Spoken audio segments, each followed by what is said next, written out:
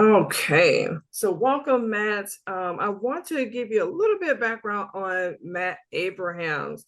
He is a leading expert in communication with decades of experience as an educator, author, podcast host, and coach. And as a lecturer in organizational behavior at Stanford University's Graduate School of Business, he teaches popular classes in strategic communication and effective virtual presenting. And he received Stanford's GSB's Alumni Teaching Award in recognition of his teaching students around the world. Now, he is an author of Think Faster, Talk Smarter, How to Speak Successfully When You're Put on the Spot, which you're going to hear today. And his previous book, Speaking Up Without Freaking Out, 50 Techniques for Confident and Compelling Presenting, has helped thousands of people manage speaking anxiety and present more confidentially and authentically. So I would like to welcome to the Zoom stage to our TLI, Matt Abrahams, our keynote speaker. Thank you so much, Val. It's been great to get to know you, and I am excited to be with all of you. I am a huge fan of Toastmasters. I was a Toastmaster at one point, and I have done a lot of writing and presenting to Toastmasters. I was at the most recent international convention, delivering a talk very similar to today's, and I just really love what you all are doing, and I think it's fantastic that you're taking time to support each other and to develop your communication and leadership skills. So today is really all about learning how to be better and more effective when we are speaking in the moment. Table topics, if you will. How can we speak successfully when we're put on the spot? So I'd like to share with you a series of steps that will help you hone and further develop those skills. So to begin, we have to realize that planned communication is hard. It's not easy to think about your topic, create content, deliver content, but it is even much more difficult when we have to speak in the moment. And speaking in the moment actually happens much more frequently than planned speaking. Maybe it's when we're giving toasts, making introductions, giving feedback, answering questions, fixing our mistakes, making small talk, apologizing, giving toasts, tributes. It's everywhere. We are constantly speaking in the moment. And yet, many of us in our lives do not take time to learn how to do it or get feedback on how we're doing it. So today I'd like to fix that. I'd like to give us some suggestions about what to do. So I have a 6-step methodology that I'm going to take all of you through. This methodology breaks down into 2 major parts, M&M, mindset and messaging. Mindset is how you approach it, and message is how you deliver it. So we're going to take the time to go through each of these in turn to help you. And if at any point you have a question, feel free to type it into the chat. I will have some time at the end to answer questions. So the first step in the process is about anxiety. We need to tame the anxiety beast. Most people get nervous speaking in front of others, especially when it's spontaneous.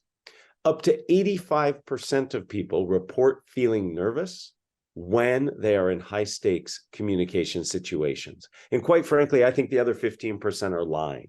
I think we could create a situation that makes them nervous too.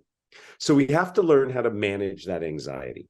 And when it comes to managing that anxiety, we have to take a 2-pronged approach. We have to manage both symptoms and sources. Symptoms are the things that we physiologically experience, and sources are the things that initiate and exacerbate that anxiety. I'm going to ask everybody to go look at the chat, and in the chat, I'd like for you to type in what happens for you when you feel nervous and anxious speaking in front of others. I'll start. I turn red and I perspire. I blush and I sweat. What happens for some of you when you feel nervous speaking in front of others? Speak faster, mouth gets dry, stutter and stumble, too many pauses. Yes, these are all normal and natural responses to anxiety. Thank you. You guys are quick on those keys. Absolutely. Your body experiences speaking in front of others as a threat. And I am happy during the Q&A to explain why those of us who study this see this as threatening. But everything listed in the chat has to do with the fight or flight response. Your body is trying to protect you from threat. There are things we can do to manage these symptoms. And notice I use the word manage. I don't say overcome. I don't believe we can ever truly overcome our anxiety associated with speaking, nor do I think we want to. Anxiety can actually help us. It gives us energy, tells us what we're doing is important, helps us to focus on what we're doing. But there are things we can do to reduce some of these symptoms. First and foremost, the single best thing you can do is to take a deep belly breath. The kind of breath you would take if you've ever done yoga or Tai Chi or Qigong. It's a deep belly breath where you fill your lower abdomen. The key to this breathing is the exhale. All of the magic happens on the exhalation. So we want our exhale to be longer than our inhale. So the rule of thumb, or if you will, the rule of lung, is that you want your exhale to be twice as long as your inhale. You want the exhale to be twice as long as your inhale. So we want to make sure that we do some deep belly breaths, and this will help us to feel more comfortable and confident when we speak. The next thing we can do is to think about the shakiness that we get. Many of us get very nervous and shaky when we are nervous. That is adrenaline going through your body.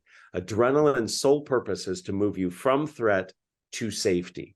So we want to move, but we want to move in a personal way, in an appropriate and personal way. Many of us, when we get nervous, we retreat and make ourselves small. That's to protect ourselves. Rather, we should step in and gesture broadly. That's how we get our work accomplished, and we look confident. And we reduce the shakes because adrenaline's trying to move us, and we move appropriately. If you get dry mouth before you speak or enter a situation where you think you'll be speaking, chew some gum, suck on a lozenge, drink some warm water. That'll reactivate your salivary glands. So there's a lot that you can do to manage the symptoms of anxiety. The first book I wrote was called Speaking Up Without Freaking Out.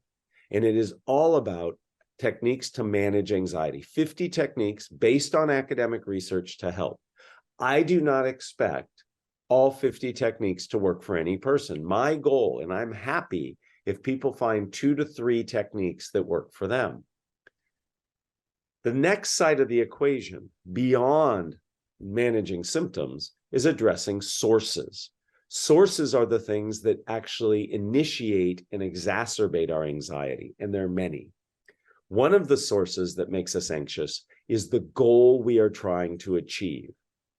When we speak, we have a goal, and that goal can make us nervous. So, for example, the entrepreneurs I coach are afraid they're not going to get funding. My students are afraid they might not get a good grade. You might be afraid that you aren't going to get support for your point of view. All of these are about a future state, a potential negative future state. The way to short circuit this anxiety is to become present oriented. If you're in the moment, by definition, you're not worried about the future. So we need to short circuit our worry about the future. So how do we become present oriented? There's a lot you can do. You can do something physical, walk around the building, do some light exercise. If you know anything about actors and actresses, they will shake their bodies out before they go up on stage. Listen to a song or a playlist like an athlete. Or perhaps you can start at 100 and count backwards by 17s. Try it. It's hard. 83 is easy. The next one's really hard. So there are things we can do to manage that anxiety and become present oriented. My favorite way to become present oriented is to say a tongue twister. Now, I'm going to do something that's going to get really loud and raucous. In a moment, I'm going to ask everybody to unmute simultaneously. And I'm going to ask you all to say my favorite tongue twister with me. And the reason I like this tongue twister is if you say it wrong, you say a naughty word. So I'm going to be listening to see if anybody says the naughty word. All right, everybody who's in a place where you can do this, unmute yourself. We're going to get very loud. I love Jerry's quote in the chat, by the way. Thank you, Jerry, for sharing. I'm a big fan of Mark Twain. In fact, in the foreword of my book, I quote him about spontaneous speaking. All right, 3 phrases, 5 seconds. I want to hear you say this loudly and proudly. I slit a sheet. I Slit slit a sheet. a sheet. I Slit A a sheet. sheet. I slit a sheet. I slit. I slit a sheet. Split a sheet. Split a sheet. On that sheet. And I on split a that sheet, a sheet. sheet I slit, and on that slitted sheet I sit. On that slitted sheet I sit. On that slitted sheet, And on that Did anybody say that naughty S word? I sit. it feels like it. All right, let's all Split mute a ourselves, sheet. please. Thank you for doing that activity. I appreciate it. Notice that in that 5 seconds that you spent doing that, you did not feel or think about the future. You were present oriented. That's how you get better at speaking in the moment. It is by being present. And there are lots of ways to do that. And there are lots of sources of anxiety. In the chat, we're getting lots of feedback, but in the chat, I've put a link to a site that I host that has a bunch of resources. And when you go to that page, you don't have to do it now. I'd rather you pay attention to what I'm saying. But when you go to that page, you will see a resources page, and there's a whole set of links to managing anxiety. Some things I've done in my research and writing, and then other people's. If you are a nervous speaker, use these resources. There are things you can do to be less nervous and less anxious. That's step 1 in the methodology. We have to tame the anxiety beast. Step 2 in the methodology is to maximize mediocrity. Many of us strive when we communicate to do it right. We want to do it perfectly. We want to be the best version of ourselves. So if somebody asks us a question, we want to give the right answer. If somebody asks us for feedback, we want to give the best feedback. If we're making small talk, we want to be the most interesting person. All of this puts a tremendous amount of pressure on ourselves. By wanting to do it right, we actually make it less likely that we will do it well at all. We have to maximize mediocrity. Here is why. When we are striving to get it right, and by the way, there is no right way to communicate. There are better ways and worse ways, but there is no one right way. When we strive to get it right, we put a lot of pressure on ourselves. We reduce our cognitive load. Think of your brain as a computer. It's not a great analogy. It's not a perfect analogy, but it works for this. If you are on a laptop or your phone and you have lots of windows, tools, and apps open, your system is not performing as well as it could because it's split. It's split among all those different apps and tools. You need to make sure that you are focused on what's most important, connecting to your audience. It is about connection, not perfection. The best communicators are those that connect their content and their experience to the audience in the moment. So we need to dial down that evaluation and judgment that we do. I am certainly not saying that we should not think about and reflect on what we're saying. We should.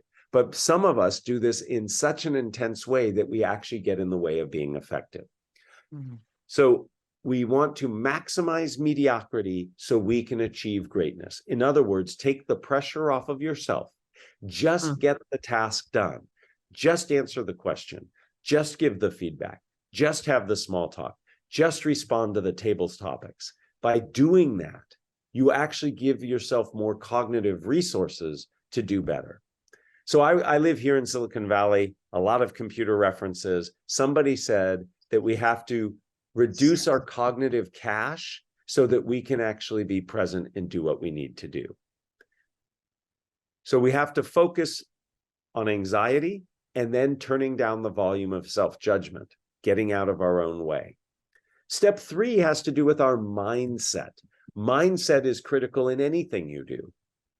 We have to make sure that when we see these spontaneous speaking situations, that we see them as opportunities, not threats. Many of us, when we are told that we will be asked for our feedback or asked to ask questions or to have questions asked of us, we feel as if we're under threat. We have to defend our position. We have to demonstrate we're smart. We have to show that we are prepared. So that makes us defensive, and that changes everything about ourselves. Physically, we retreat. We make ourselves small. We speak in shorter sentences when we are on the defense. Our tone is curt and harsh. I would like to suggest that when you are in these spontaneous speaking situations, that they serve actually as opportunities. An opportunity to connect, to extend, to expand, to learn. Even in the harshest of situations where somebody is really challenging you in a Q&A situation, for example, you can look for that commonality. You can look for what it is that you share. So if somebody is challenging me and my position, that person at least cares about that position and that topic. I would much rather deal with somebody who is challenging than I would somebody who doesn't care. Apathy is so much harder than somebody who is challenging. So when you go into these situations, see them as opportunities. Remind yourself that you have value to bring and there is value to happen in the interaction. And in so doing, you will open up.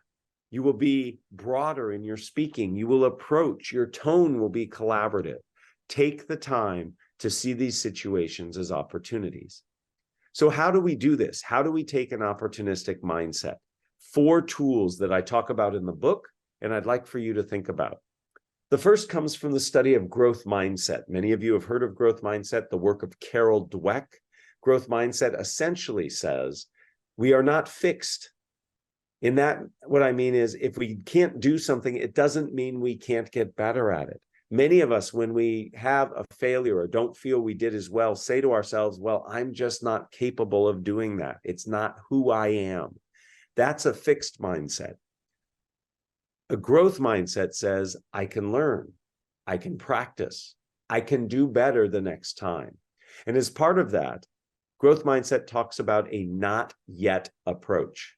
So when something doesn't go the way you want it to, simply say not yet. I can learn it. It's not for me right now, but I can get there, just not yet. Next, take a mindset approach that comes from the world of improvisation. And if you have never done improv, I highly recommend that you do. Improv can be transformative. It's not about being funny, although you can be. It's about how to respond in the moment, how to be present, how to connect to other people. Improvisation is fantastic. There is an amazing book on improv. It's simple, it's short, and I recommend everybody get it. It is by a friend of mine. Her name is Patricia Ryan Madsen. It is called Improv Wisdom. It has changed my life. It is an amazing book. In improv, the number 1 rule is yes and. We don't shirk away. We don't turn down opportunity. We say yes and. So if I'm in a conversation and you take that conversation down a path that I did not intend, I do not recorrect. I do not say, no, come back here right away. Rather, I say, yes, and let's see where this goes. I may bring it back, but it is a very important tool. It looks like some of you have had speakers come talk about improv to your groups. Improv is amazing. Not yet, yes, and. From the world of sport comes the next notion. Mike Krzyzewski, Coach K, former now retired basketball coach, had a wonderful mantra he taught all of his players, and it caught on across athletics and sports. It is this notion of next play. When we make a mistake, when we do not perform well, we ruminate. We sit in that failure instead of moving on to what's next. Next play simply reminds us that if something doesn't go the way we want, we must move on. Imagine yourself as a basketball player. You take a shot and it doesn't go in. You can sit there going, oh man, I can't believe it didn't go in. I practiced so much. That shot would have helped my team. That rumination prevents you from getting back down the court and helping defend the players on the other team who are now trying to score. So the next play mindset says we must move on when something doesn't go well. And by the way, if something goes really well, we still move on because we could miss the next play. I am not saying we should never reflect. You must reflect. That's one of the only ways we improve. But we do not ruminate and we do not reflect in the moment. We must be present and respond so that we can do better there to help ourselves and, in the case of sports, our team. The final of our tools is changing the way we see mistakes. Many of us, when we communicate, want to avoid mistakes. Yet mistakes, as you have all heard, are the ways in which we learn. If everything stays the same and nothing changes, we're not growing. We're not getting better. We need to make mistakes to improve. However, when we say mistake, we have a negative connotation to that. And I'd like for us to see that differently. Rather than a mistake, I'd like for us to see things as a missed take. You all know how films are produced and television shows are produced. They do multiple takes. The clapboard, they go, take one, take two. When something doesn't go the way you want, I simply want you to see it as a take, just like a movie producer or director would do. It is just one way of doing it. A movie director, a television director will make several takes of any one scene, encouraging the actors to do something slightly different. The previous take wasn't bad, wasn't wrong. We're just exploring, trying to find a different version. All of us can have missed takes. And when you look at it that way, it's about finding goodness in the next time. It's not about the last time. So how do we see communication as opportunistic? We use these 4 mindset tools: not yet, yes and, next play, and mistakes. The 4th step in the process, after managing anxiety, after getting out of our own way, striving for mediocrity, and then finally adjusting our mindset to be opportunistic, the next and 4th step of mindset has to do with listening. We do not listen well. We listen just enough to get the gist of what somebody is saying, and then we start rehearsing and planning and working through our content. We are not present. Listening is critical. How do we listen more deeply? We listen more deeply by listening to paraphrase. Paraphrase is what you see on the screen, taking something somebody has said and distilling it down. It makes it smaller. And you can see in the orange on the right-hand side, we highlight a key takeaway. What's the essence of what somebody has said? The bottom line, if you will. So when I listen to paraphrase, I listen more deeply. I listen for the bottom line of what the person is saying. And when you listen this way, it requires that you focus. And focus is critical. Now, I have to share with you that when I teach listening, my wife gets a little upset because she will often tell me that I'm not practicing what it is that I teach. So we can all do better in our listening. I love that, Jerry. Listen, learn, lead. It starts with listening. In the book, I talk a little bit about 3 ways to help us be better listeners. And I borrow these from a colleague of mine. His name is Collins Dobbs. And Collins teaches courses at Stanford's Business School, where I teach, about how to have critical, crucial, important conversations. And in it, he introduces a methodology that I am borrowing because I believe it applies to listening. It's 3 things: pace, space, grace. We need to better listen to slow down the pace. Our world moves very, very quickly. We need to slow it down. And we do that by slowing things down and giving ourselves a little bit of time. Second, we need to give ourselves space, sometimes physical space. Get in a place where you can really focus. If you're in a noisy situation, it's hard. But we also have to give ourselves mental space. We have to give ourselves permission to focus and be present and really listen and connect. And then finally, we have to give ourselves a bit of grace. Grace is all about giving yourselves permission not just to listen to what is being said, but how it is being said, where it is being said, what's happening in the context. And grace refers to listening to our own intuition.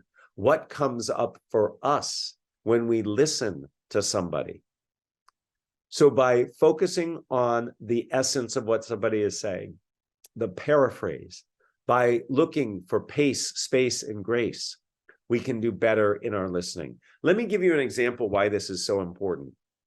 Imagine Val and I are coming out of a meeting, and Val says to me, Matt, how did you think that went? And I hear, oh, Val wants feedback. Well, Val, here are all the things that we did wrong. Here's what you could do better. This is what will help us next time. But had I truly listened with pace, space, and grace, I would have noticed that Val came out the back door of the meeting room when I came out the front. She was looking down and speaking quietly when asking for the feedback. What she really wanted in that moment was not feedback. What she wanted in that moment was support. And by itemizing all the things that we did wrong, by giving her specific things to improve, I actually worked against what was needed in that moment. What was needed in that moment was for me to come forward and express empathy and say, what can I do to help? What would you like from me in that moment? Had I listened to the nuance, I would have noticed that what was needed was different than what I heard as soon as I heard the word feedback. We must listen with intent. We must listen in a present focused way so that we can be better spontaneous speakers. So that really takes us through the first 4 steps of the methodology, the mindset piece, how we approach. But notice we have not said anything. Speaking in the moment is about speaking. All I've talked about is what we do to set ourselves up for speaking.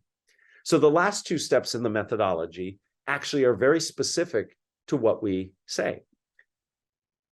Step 5 is about structure and how we put together our content. Many of us, when we speak in the moment, just rattle on and on and on. We take people on a discovery of our thought process while we're having it.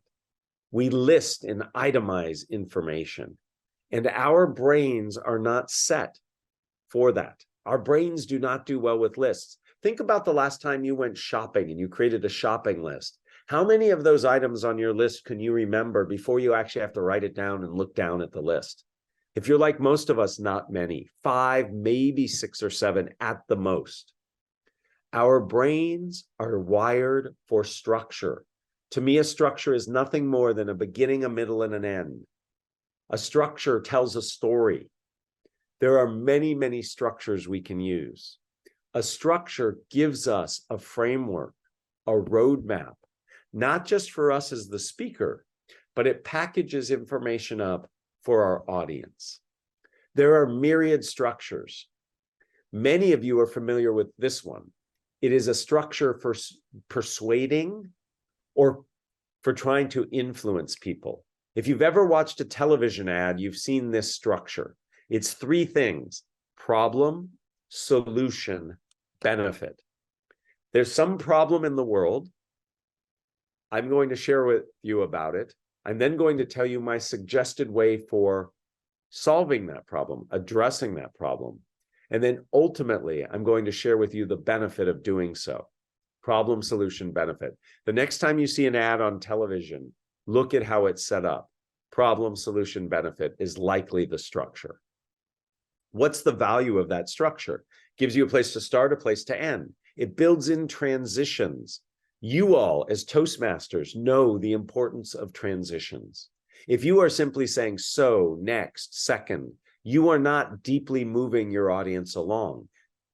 We must signpost and transition. That's how we move people throughout our content. Otherwise, they get lost. Your job when you communicate is to be a tour guide. Your job is to take people from one place to another in terms of information, emotion, inspiration.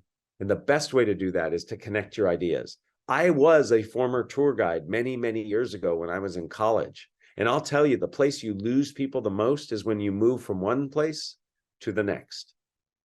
So we must use structure. Now, I happen to have, and there are many structures. There's comparison, contrast, conclusion, past, present, future. Some of you have heard of STAR, situation, task, analysis, results. I actually had a student once who came from seminary. He was a preacher in his past life. And he said in seminary, they teach you how to do sermons. They have a structure. Me, we, thee, we, me. If you know any lawyers, they have a structure they use for creating legal arguments. Structure is everywhere. We must use structure when we communicate. My favorite structure in the whole world is 3 simple questions.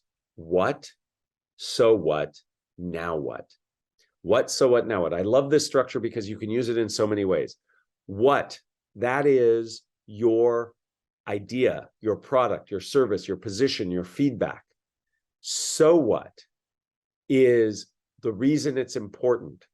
Why does it have value for the person or people you're talking to? And then now what is what comes next? What comes next? So what, so what, now what can be used in lots of different ways to help you better communicate your ideas. It can be used to update somebody. If you're in a meeting at work and you're asked to give an update, the what is your update, the so what is why it's important, the now what is what you're working on next. If you're writing an email, this works for writing. I don't know about you, but I get emails that are super confusing and it can be really, really challenging. So what do I have to do? I write my emails with the subject line being the now what it is I'm looking for next. And then the body is the what and the so what. Let's go back to feedback. Let's imagine this time Val really does want feedback from me. I can put my feedback in this structure. The what is my feedback? I might say, Val, in that meeting, you did a great job, except when you talked about the implementation plan. You talked quickly and did not give a lot of detail. That's my what. When you talk quickly without a lot of detail, people might think you're not as prepared as you would like to be. That's my so what. Next time you talk about this topic, I would like for you to give more detail by using these 2 examples and speak more slowly. That's the now what. Do you see how that structure helps me? In the moment, a structure, any structure, gives you the recipe that you need to follow. So by knowing the structure, I make my life easier because I only have to put the ingredients into the recipe. Structure is critical to your success. Now, having a structure doesn't mean that you're clear and concise. So I'd like to introduce you to the F word of communication. And it's not that naughty one some of you thought of. It's focus. We must focus our communication. Many of us ramble. We say more than we need to. My mother has an amazing saying that I love on this particular topic. And her saying is this: tell me the time, don't build me the clock. Many of us are clock builders when we communicate. You have to absolutely be clear and concise. So the question becomes, how do we do it? Well, there's several ways to be more clear and concise. The first is to have a clear goal, planned or spontaneous. Before you speak any high-stakes situation, 3 things must be true. You need to know your goal, which is about what do you want your audience to know, feel, and do. Know, feel, do. Know is the information you want them to have. Feel is the emotion you want them to experience. Many of us forget about that. And do is the action. Most communication strives to some kind of action. Know, feel, do. And that's really important. You have to figure out how you can have a goal and then focus your comments on the goal. Focus what you say and do based on your goal. So if I know my goal, I can then better hone and tune my information. So how do I do that? First, when I hear my goal, I think about, is this information I am about to speak relevant to my goal? Is it helpful to me in what it is I'm trying to accomplish? If yes, then I say it. If not, then I don't. So we must take time to think about our goal and relevance. And that's how we get to be more concise and clear in what we are saying. Now, before I wrap up and take your questions, I see that a lot of people are helping get us all ready for the questions you're going to ask. I want to introduce one more structure. There's one more structure I think might be really valuable to all of you as Toastmasters. And that is a structure for pitching ideas. Many times we have to pitch an idea at work, maybe in our teams. If we're a leader of our Toastmaster organization, we need to pitch ideas. And a very quick elevator pitch version or structure is simply to answer these 4 sentence starters. So the first is, what if you could, so that, for example, and that's not all. If I answer each one of these, I will create a very short, clear, concise pitch. So I'm going to give you an example, and then we as a group are going to create an example, because I want you to experience how a structure can really help you be clear and concise. So the second 2 steps of the methodology, or the last 2 steps of the methodology. So let's imagine I am trying to sell my book. My book, Speaking Up Without Freaking Out, was the first. My new book is Think Faster, Talk Smarter. It's all about this methodology.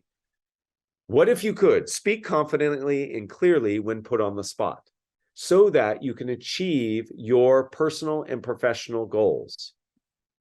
For example, imagine acing your next interview by answering questions competently and clearly. And that's not all. You'll learn specific techniques for 5 other impromptu speaking situations.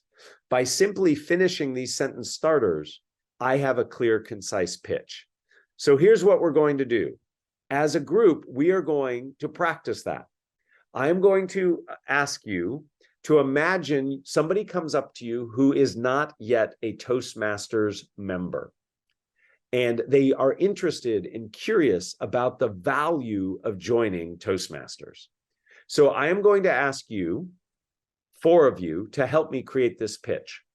I want you to find your reactions button. If you aren't familiar with Zoom, it should be in the lower right-hand corner. It says reactions. You'll see something there that allows you to raise your hand. Do not do it yet. I would like somebody to volunteer to help me pitch Toastmasters to somebody who is interested in joining, and they want to know, what is the value of Toastmasters? Would somebody raise their hand and just give me the what if you could? All right, I see Sandra. Will you unmute and just give me the what if you could sentence? What if you could finish that sentence? What if you could speak confidently in every situation? Beautiful. Thank you, Sandra. Please mute. Now, somebody else. So that, what if you could speak confidently in every situation? So that, let's have Daphne. So that, Daphne. So that your true intentions are understood. I love that, Daphne. What if you could speak more confidently so that your true intentions are understood? For example, this is where we give a concrete example. Prince, would you unmute and share, please? So, for example. What if you can make a dynamic presentation so that you could persuade a board of directors or a management team to take up the project that you want to have happen? Okay, so you've given us a different line of work. That's great. That's a good one too. I need somebody to give us for example, though. Carol, can you unmute and give us for example? We've got two starting. I love it. Carol, for example. For example, you can meet with others who are like-minded individuals and share your thoughts and experiences and learn and grow from others, and by doing so improve your own skills. I love it. Thank you. So that works for both of the tracks we've got going. And finally, and that's not all. Who's going to give us our, and that's not all? I think Eric, let's have Pat do it. Pat, would you unmute and tell us, and that's not all? It will also enhance the skills that you already have. I love it. Everybody find the reactions button that gives that party horn, and everybody hit that party horn. Yes. Excellent. Very good. Very good. Thank you all for who volunteered. We had 2 going, not just 1. That's how easy this is. By leveraging a structure, you can much more effectively communicate your ideas. So the methodology has 6 steps. Manage anxiety. Get out of your own way. See it as an opportunity. Listen well. Structure your information. And finally, make sure that you are clear and concise. Before I take your questions, I just want to share this with you. I host a podcast for Stanford's Graduate School of Business. If you listen to podcasts, I highly encourage you to listen to Think Fast, Talk Smart. It is all about communication. If you have a phone nearby, you can take a picture of this QR code. It will help you. It will take you to the resources that I provide, similar to that URL I put into the chat. And then my book, Think Faster, Talk Smarter, is all about what I've discussed. Think Fast, Talk Smart, the podcast is 20-minute episodes, all about communication. I talk with communication experts throughout the world. It is something that I think will help you along. Tracy is a listener. She says she loves the podcast. Thank you, Tracy. I would love to get your feedback at some point. All right. I would love now to open it up for questions. Unfortunately, due to some childcare issues I've got, I only have about 5 to 10 minutes for your questions. I would love to take them. Val, I was not paying attention. Are you having people just type them in, or are you going to broker the question for me? They can take this off mute. Just Okay. please be mindful of the time, because we have a hard stop at 11:20. Yes. So do you want it to go to 11:20 or just 5 minutes? I can go till 11:20. Okay, all right. So if you can use the raise hand emoji, and I will call on you. Thank you. You're welcome. Do anyone have any questions for Matt? Wow. Okay. I think I saw Daphne, but her hand went back down. Sure you did.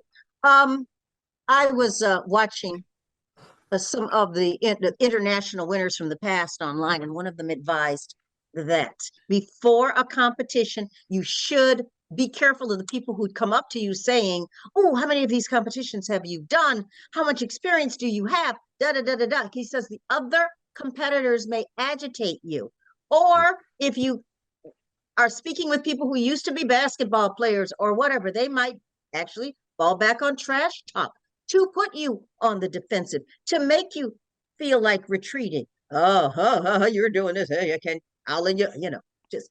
So what is your advice for dealing with intentional or non-intentional pressures that other competitors put on you?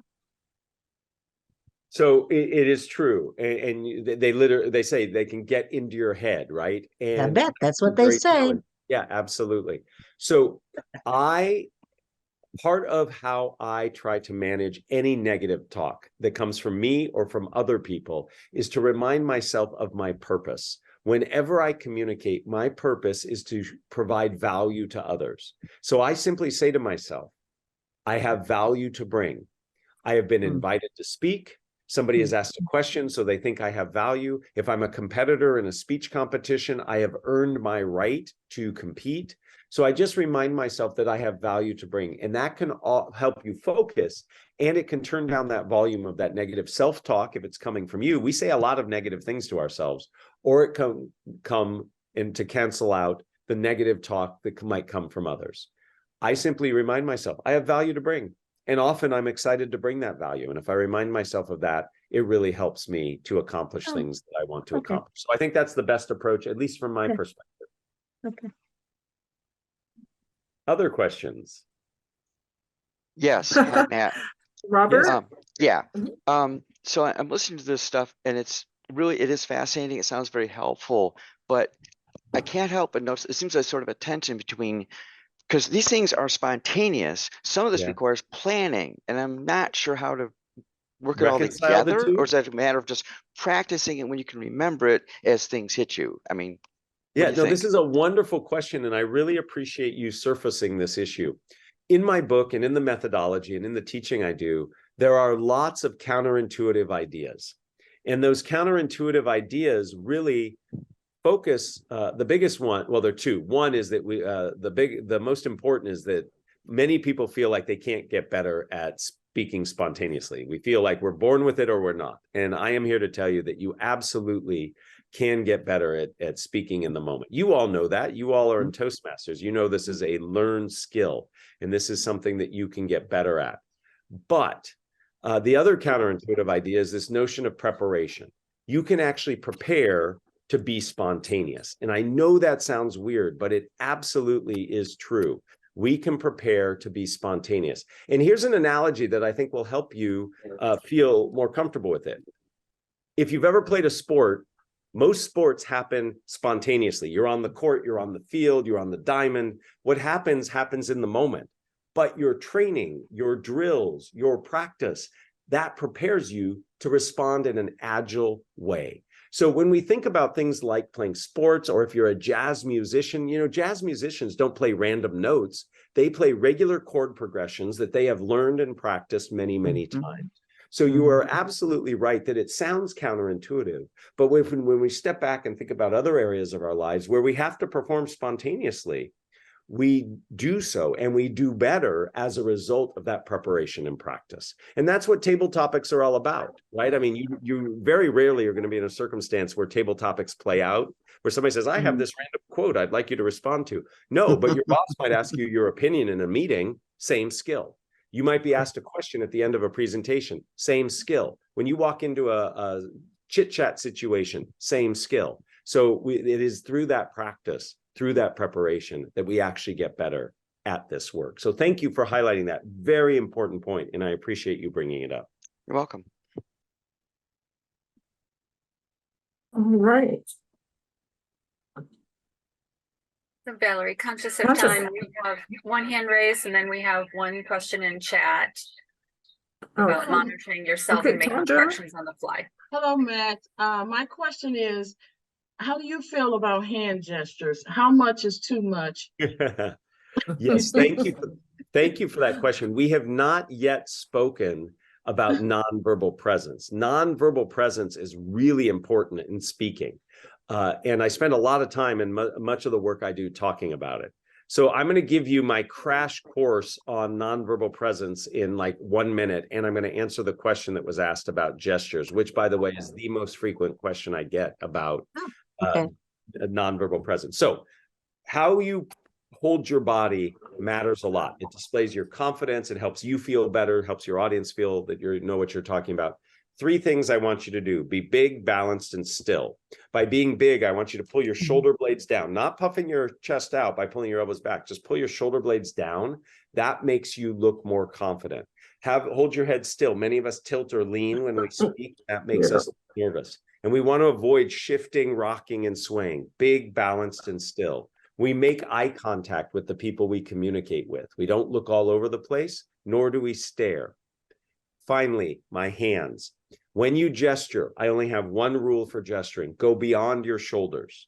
Many of us gesture in front of our chest, especially if we're nervous. So I might say Toastmasters is a really helpful organization that's very open and embracing.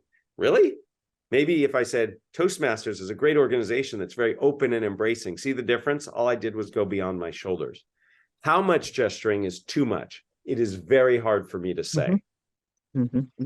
There's no gesture 3 times every minute rule. Here's my guide. And by the way, the feedback I give 80-90% of the time is to gesture more. Very rarely do I tell somebody to gesture less. The basic rule of nonverbal presence is if what you are doing is distracting to your audience, paying attention to your message, you're doing too much of it. So if I'm flailing my hands around, people are distracted, they're not paying attention. So I would digitally record yourself. I would ask others for feedback and get insight. If you do use a lot of gestures, Slow your speaking rate down. Most people who gesture quickly and have a lot of gestures speak fast. And if you slow yourself down by taking lower, slower breaths, you will slow down the gestures and do fewer of them. So the best way to know is to ask other people or to watch. There is no rule. What I can tell you is gesturing is important, and most people don't do enough of it. All right, let's take one more question, and then I have one thing to wrap up. So we have one in the chat. Yes. And so this is from Carlos Tango. Do you have any advice to monitor yourself and make corrections on the fly? Yes. So when I am speaking, I am not only monitoring myself, but I am monitoring what's going on around me. The think faster part of think fast, think faster, talk smarter is about pattern recognition. We have to train ourselves to look for patterns. So I'm looking at my audience. Are they looking engaged? Are they looking confused? Are they distracted in some way? When I say something that I think is engaging, do they respond appropriately in an appropriate amount of time? So I am monitoring what I am doing as I am doing it, but I have practiced enough so that this does not take a lot of cognitive bandwidth. This is where drilling and practicing, just like an athlete, becomes very important. So we're looking and thinking about the pattern recognition. I encourage all of you in your next Toastmasters meeting where you have time to have a discussion to talk with each other about what are the signs and signals, the cues and clues that you notice to determine if somebody's tracking and engaged, and begin to practice looking for those. And that's what's going to help you to be responsive and make those adjustments on the fly. So it has to do with practice. It has to do with observation and pattern recognition. Allow me to wrap up. Thank you for this opportunity. As I started, I love Toastmasters. I think what you do is amazing. I appreciate Val and all of her efforts. Val is a tenacious, clear communicator, and I appreciate that. You will see my email here at the bottom of this screen under the name of my book. I am very happy to entertain connection to you if you wish. If you are a LinkedIn user, I recommend that you link in with me. I just put that into the chat. Feel free to link in and listen to the podcast. With that, I will say simply, thank you, Val. Thank you to all of you. Best of luck as you go through your conference, and keep going. It's all about tenacity. It's all about supporting each other. Thank you so much. Thank you so much, Matt. Oh my God, we just appreciate you for being here and just giving us a lot of nuggets on how to be an effective speaker. And we will be raffling off Matt's new book, Think Faster, Talk Smarter. And we know we all want to be that person. And thank you very much. I know you have a tight schedule today, and it is a pleasure of having you in our presence. Thank you so much. I'll talk with all of you soon on LinkedIn. Bye-bye.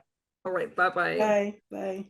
Wow. It's just been so great. You know, we need people like that, you know, that's really honing in on communications. And we have to have effective communication, especially when we are leaders.